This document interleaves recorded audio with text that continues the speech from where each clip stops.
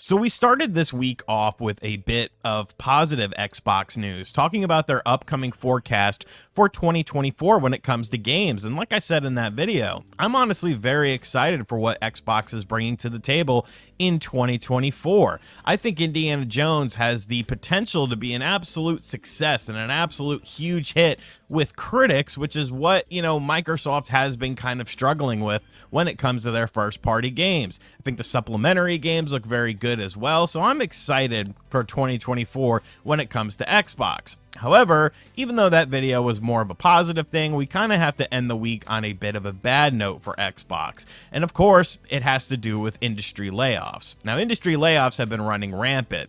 Some people don't really understand why. I think COVID actually played a bit of a role during that. You got to remember, people were sitting at home, people were buying video games, these companies were expanding under the mantra thinking that, hey, this success will continue on, and maybe it was a bit short-sighted on their part by hiring a bunch of additional people just to get rid of them in a few months after COVID or a few years after COVID.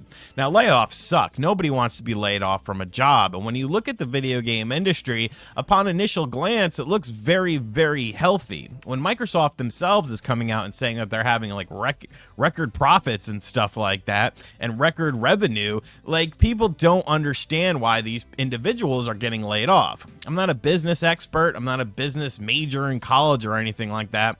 Although I did major in business, I just never went through with it. So I'm not really going to speak on all of that sort of stuff. I just want to focus more so on the types of layoffs that we've gotten with Xbox, because there's one that's definitely a big red flag for a lot of people, and it comes in part to a division of individuals that is being essentially let go from Xbox. And I think this is a terrifying thing. You know how we always talk about like the all digital future and stuff like that? Well, it looks like it's a lot closer than we were thinking. So Jez Corden over at Windows Central had some things to say about the layoff, because obviously this paints a very bad image for Xbox and Xbox fanboys. It really just boils down to console war stuff that people are using this for. But I think there is a good solid discussion to be had about one facet of what Xbox is doing. So basically, multiple sources tell me that Microsoft is laying off the entire internal customer support teams for ABK games, save a few. Microsoft will outsource the rest to external companies abroad. ABK was one of the few game publishers with high-quality internal customer support teams. So on one hand, you could be like, okay, well, obviously, if you have a bunch of people coming in, with this Activision Blizzard merger to Microsoft, a lot of these people probably do very similar jobs, but it doesn't even seem like it's necessarily a case of that where you have like two HR heads or something like that. They're simply cutting costs and outsourcing this stuff. I mean, probably to countries where, English might not be the predominant language. And if you're calling someone in order to get some assistance on something with some customer service, you kind of hope that, you get someone who at least can understand what you're saying or something like that. So for outsourcing it, it's probably going to other countries like we have seen with a lot of call centers. But the next thing is a bit more interesting.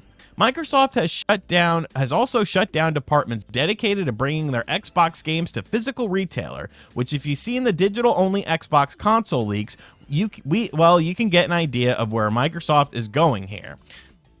A huge amount of community managers also lost their jobs across the company. Less community building for Xbox games in Microsoft's future seems like. So the whole thing about here's a follow-up on the physical thing. No, reducing retail teams doesn't confirm Microsoft is quitting physical retail for Xbox games yet. They can outsource and might be consolidating here. So don't run with the Xbox is quitting physical based on this, but it does seem to be the industry trajectory. The writing is on the wall. So it's easy to sit there and say, oh, they're just going to outsource their physical games, but as an Xbox owner, when it comes to first-party Xbox games, I don't buy them. I don't buy them unless I absolutely have to. A game like Forza Motorsport 7, I had to pick that up physically because it was removed from Game Pass. But I feel like a lot of people that own an Xbox, they just use it for things like Game Pass. They're not really purchasing all that many games if the game is available on Game Pass. You know, when a game is available on Game Pass, you're already paying for the subscription service. Do you really want to spend, you know, $70 on getting a physical version of the game?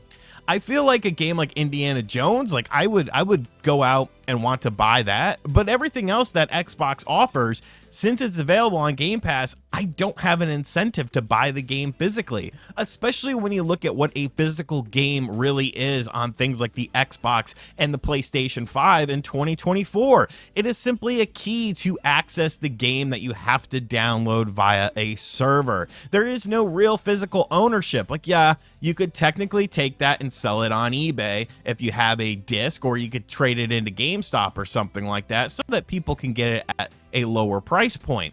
But when you're not really manufacturing all that many physical copies of your Xbox because you're so focused on things like Game Pass, and yes, we've talked about the all digital Xbox systems potentially coming. We already have one with the Xbox Series S, but it looks like there is an Xbox Series X model that is coming that will replace the current Xbox Series X that we have and get rid of that physical drive. You remember the whole thing that we talked about with the Xbox stuff from the ABK merger, where we got all these court documents showcasing that? Xbox said, oh, that was older information.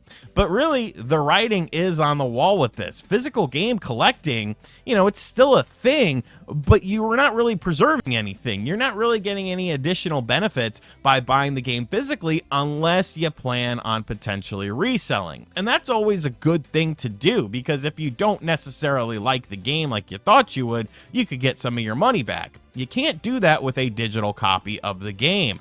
But, you know, compound this with Walmart allegedly getting rid of Xbox physical games, Best Buy getting out of the physical games market. Like, this is crashing a lot faster than I think people were anticipating. But it all makes sense if you've been studying the business. There's a reason why companies don't want you to have physical games, because you could buy a used copy of it. If you can only buy the game from one place or one source and it's only digital, you can't resell that copy, so it retains a higher value. Of course, you could do things like control how long the game is available, and most importantly to all of these businesses when it comes to physical games is you make more money when they buy it digitally. Point blank, period. You don't have to worry about manufacturing costs. You don't have to worry about printing out a case or printing out a disc or something like that. Even though the disc is completely pointless, it still costs money to make that disc. And yes, it's pennies on the dollar, but those pennies add up. Crumbs make crumb cake. And, you know, if companies can cut corners on stuff like that to make more money, to make more revenue, to get their shares up higher so that more people invest in their company so their bottom line looks better, like, it sucks. I get it, but it's also reality. You know, it's also reality. Physical games, at best, are going to become a niche thing. At worst, they're not even going to really be available anymore. You know, and all it takes is all three companies to get rid of a physical drive. That's all it takes. You've already seen the writing on the wall with PlayStation, okay? They have an all-digital PlayStation 5. If Xbox does indeed go with this Xbox Series X revision that does not have a physical disc drive on it, and they're already starting to cut out physical media and cutting out people that do physical media within their company, what the hell do you think is going to happen in the next 10 years? Really, Nintendo's your only bastion of hope when it comes to modern companies still having physical goods. But at some point in time, they're going to change as well. It's a sad, unfortunate reality of the video game industry. And I don't really know if there's anything anyone can do to sort of control it, to make it a thing where it's like you still have the option to go physical should you choose to do that. But then I guess we have to blame the individual. We got to blame ourselves at some point in time. I have to point the finger at myself. I want to get WWE 2K24, but I want that 40 years of WrestleMania edition because it has the season pass on it. So I'm not buying that game physically. I'm buying it digitally. I'm a part of the problem, and you're probably a part of the problem too. Unfortunately, it's a problem that I just don't think we can reverse course on with it. So if you're an Xbox gamer, you know, hold on to those discs tightly, maybe sleep with them at night so you get some sort of, you know, love and feel from those discs. So sooner rather than later, I feel Well, the discs are just going to be pointless. If nobody has a console to play the games on with the disc, nobody's going to want a disc. Let me know what you think of this discussion in the comments section down below, though. I do hope that, it doesn't completely go away, but, if the physical drive is removed on these systems, then physical media is pointless. And it's something I've been talking about for years and trying to warn you guys and condition you guys to sort of understand that whether you like it or not, that's kind of the way the industry is going. And I don't know if there's anything we can do, and I really don't think there is. And as always, guys, thank you for checking out this video. If you're new to the channel, make sure you hit that subscribe button, like, comment, share, hit the bell as well. And as always, I'll catch you guys on the next video. Later.